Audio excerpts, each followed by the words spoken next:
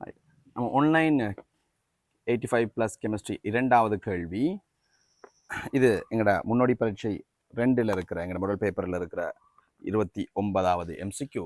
இது வாஃபர் என்ற குளிச ஒரு டெப்லெட், ஒரு ட்ரக் வந்து குருதிய தண்ணியாக மாற்றுற ஒரு குளிசை, அதில் கட்டிகள் உருவாகாம தடுக்கிற ஒரு டெப்லெட் படம் தான் இது.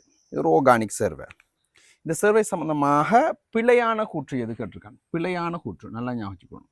இப்படி கேள்விகளை வாசிக்கும் போது பிழையான கூற்று என்பது ஒவ்வொரு கூற்று வாசிக்கும் போதும் அதை ஞாபகப்படுத்தணும்.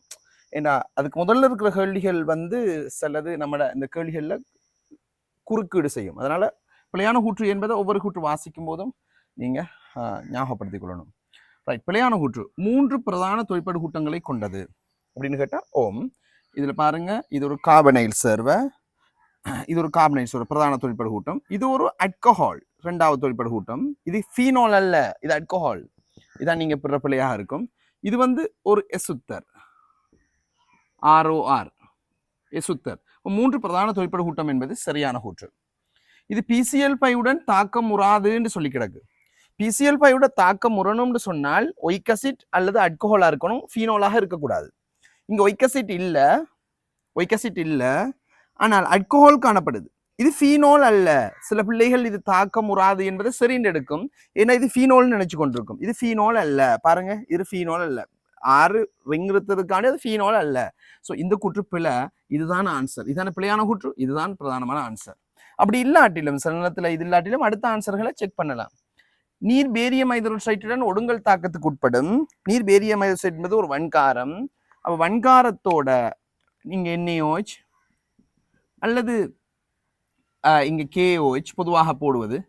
பேரியம் ஹைட்ரோசைட் ஏதாவது போடலாம், Na2CO3 கூட போடலாம். போட்டால் அல்டிஹைட் அல்லது கீட்டோன் அல்பா ஹைட்ரசனை கொண்டது, அமில ஹைட்ரசனை கொண்டது ஒடுங்கல் தாக்கத்துக்கு உட்படும்.